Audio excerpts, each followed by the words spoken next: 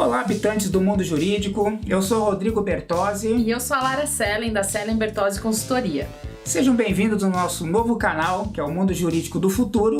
E hoje nós vamos discutir as 5 competências empreendedoras. Serve tanto para o advogado início de carreira, que está pensando em construir seu escritório, serve também principalmente para as bancas já estabelecidas e para aquelas que realmente querem tomar a liderança do mercado ou construir uma banca muito boa para se trabalhar. É muito importante a gente saber que todas as competências que são trazidas dos bancos das faculdades não são suficientes mais para fazer uma advocacia de sucesso. Hoje a gente vai precisar agregar outros elementos, outras ferramentas para que realmente a gente consiga sair lá na frente e a banca consiga ter êxito naquilo que escolheu fazer.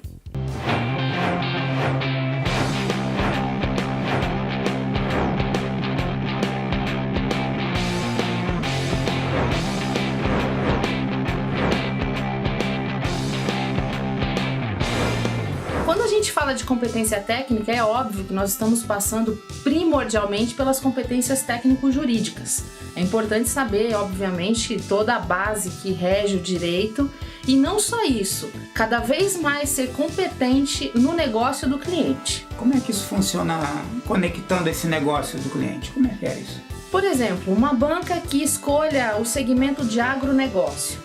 Ele vai adaptar todas as áreas técnicas, o direito civil, o direito tributário, o direito trabalhista e o direito ambiental, enfim, o que direito for possível de agregar valor a esse segmento, mas esse advogado não tem como saber apenas o direito, ele tem que conhecer como é que funciona esse agronegócio, uma fazenda, uma agroindústria, enfim, ele vai ter que conhecer um pouco mais desse mundo para poder fazer uma adaptação ao direito que ele já conhece e traz da faculdade. E o conceito ele é muito, não digo simples, porque ainda há muita resistência no mundo do direito, mas é importante que você que queira realmente ser um advogado líder, um advogado com altas competências, seja para disputar o mercado brasileiro ou da América Latina ou mundial, é preciso ter ciência que só o direito, de fato, como a Lara falou, não é suficiente mais. Então nós temos o que agora agregado? Conhecimento além desse direito, que seria o quê?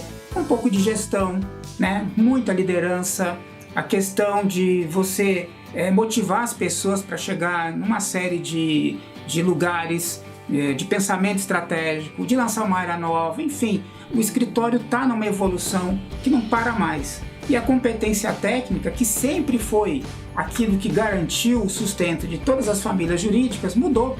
Simplesmente o mercado mudou porque o cliente mudou, não é, Lara? O que esse cliente está querendo, afinal? Bom, esse cliente precisa ter a convicção que o advogado dele conheça do negócio dele. Sem isso, é quase que impossível agregar valor, né? Conhecer do mercado do cliente, a economia que rege esse mercado, as questões internacionais que vão afetar o mercado do cliente vai fazer toda a diferença, porque o advogado vai criar suas teses com base em dados e elementos fáticos de mercado, não simplesmente uma teoria que não se agrega a efetivamente fazer com que o negócio do cliente seja bem sucedido.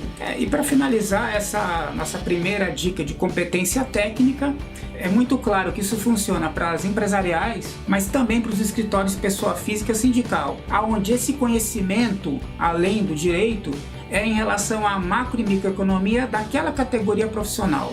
Ora, se eu atendo a Polícia Federal, se eu atendo construtores, enfim, os operários de uma construção civil, o que essa categoria necessita?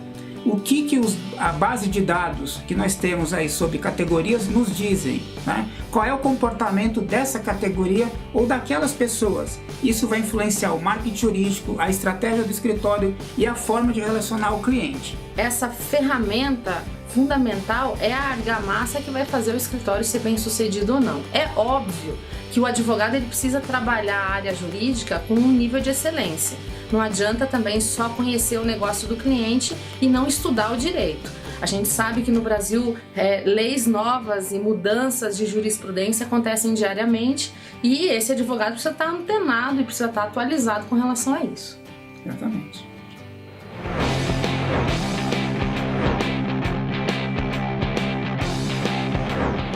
Nós já temos falado aí há quase 20 anos a respeito disso e é inegável que hoje um sócio de escritório ou comitê de sócios não pode prescindir desse tipo de competência. E do que a gente está falando? A gente está falando de gestão de pessoas, não só no gerenciamento do trabalho jurídico dessas pessoas, mas também uma boa contratação, uma boa seleção de advogados, uma definição clara de perfil, uma visão de mentoria dentro do escritório que acompanha os advogados novos, a questão de treinamento e desenvolvimento, enfim, remuneração, carreira. Tudo isso faz parte desse pensamento estratégico ligado às pessoas. Uma segunda competência de gestão é a gestão da produção. Como é que o trabalho jurídico é entregue para o cliente? Com que qualidade, com que precisão, com que tempo?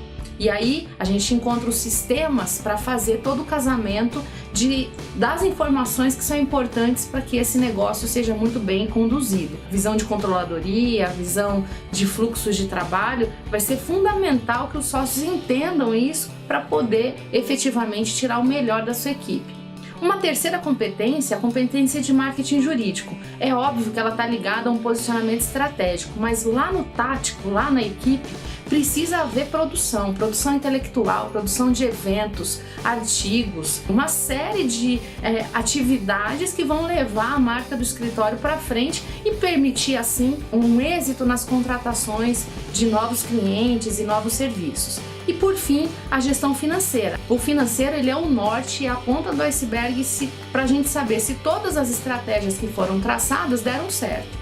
Não adianta nada eu ter competência técnica, não adianta nada eu ter uma perfeita equipe se eu não tiver resultado, se essa equipe não conseguir converter. Então eu preciso desenvolver não só uma organização dentro do meu financeiro, mas esse financeiro precisa agregar valor aos sócios, trazendo a eles indicadores, dados e informações que vão permitir eles checar se essas estratégias todas deram certo.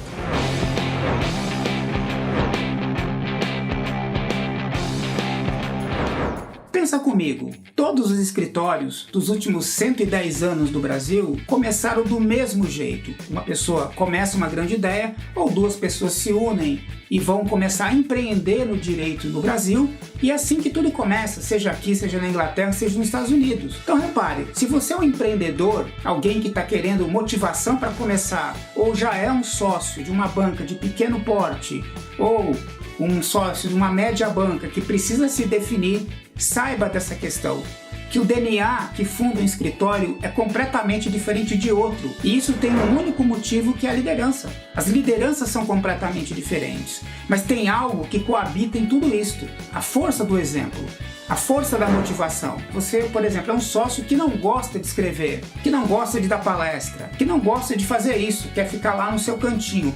A tendência é que a sua equipe tenha a mesma performance. E o escritório não é tão conhecido como poderia ser. Afinal, se a gente pensar só em processo, quantas pessoas leem o seu processo? 1, 2, 3? Então precisa refletir sobre isso. Então, eu, líder, motivo a equipe. Eu, líder, sou o estímulo dela e eu, líder, sou essencialmente a sua confiança também. Ora, eu tenho uma vantagem por ser sócio. E eu também sou sócio. Se eu tenho a possibilidade de delegar funções e com esse tempo que me sobra, fazer exatamente o que o direito faz, que é o quê? Não apenas advogar, mas atender o cliente. O cliente é o quê, gente? É o sangue que circula na advocacia. Sem ele, não teria equipe, não teria banca, não teria nada. Então, ser líder é isso. É desde o momento em que o jovem talento entra na tua banca até quando ele torna seu sócio. Ele tem a força do exemplo. Centenas de escritórios do Brasil foram bem-sucedidos porque os sócios tiveram essa magnitude de escrever, de produzir intelectualmente, de estar à frente do seu tempo, de não apenas copia e cola.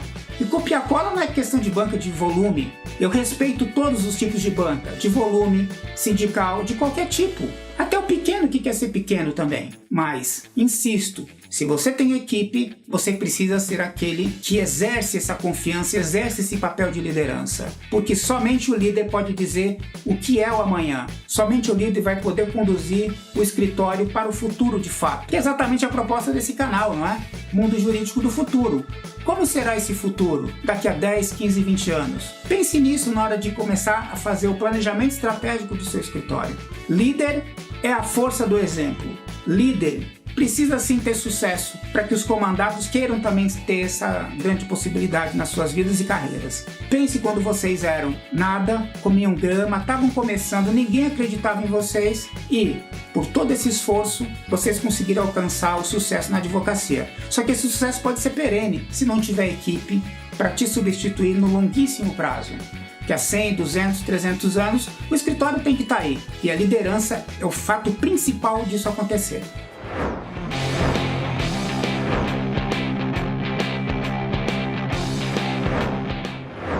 A quarta competência para o advogado empreendedor que vai fazer sucesso no futuro é a competência estratégica. Desde o início desse vídeo a gente vem falando das competências e nós iniciamos falando da competência técnica. Competência técnica, ela é excepcional, ela é fundamental, ela é argamassa, mas ela traz um problema. Ela faz com que o advogado olhe para o papel, para o seu computador, para a audiência que está acontecendo, para aquele fato que ele está tratando, para aquilo que ele está resolvendo. Esse comportamento de olhar para o curto prazo faz com que a gente perca a visão de longo prazo, que é exatamente o que a competência estratégica traz. Então, hoje, esse advogado vai ter que equilibrar essas formas de enxergar o tempo. Eu tenho sim que tratar o curto prazo, como ele é importante para as questões que estão acontecendo agora e eu preciso resolver, mas eu também tenho que olhar para o futuro. É um exercício difícil porque a gente não está acostumado a fazer isso. A gente olha no máximo 1 mês, 6 meses, a gente consegue fazer algum tipo de previsão. Mas quando a gente pergunta onde o seu escritório vai estar daqui 5, 10 anos, aí as respostas começam a ficar meio vagas. Trabalhar a competência estratégica, fazendo a análise de cenários, olhando para o escritório internamente, checando exatamente aquilo que é forte, aquilo que é fraco, onde a gente precisa melhorar, sem passar a mão na cabeça das pessoas que trabalham ali. A gente precisa efetivamente olhar para aquilo que precisa ser consertado dentro do escritório, desenvolvido dentro do escritório. E olhar para fora também é fundamental. O escritório ele não é uma bolha isolada. A gente interage com o mundo que vai precisar a nossa inteligência para atuar ali. Olhar para o mercado, olhar para a economia, olhar para as questões políticas, para as questões que acontecem nos meios onde os nossos clientes atuam, vai ser fundamental para direcionar os passos do escritório. Então essa é a dica número 4. Prestem atenção nisso e trabalhem essa capacidade de olhar para o futuro de uma maneira mais assertiva. Santa Coruja, Robin? O que vai acontecer? No próximo episódio, gente, a 5ª competência. Não percam porque ela é super importante. Falou. Tchau.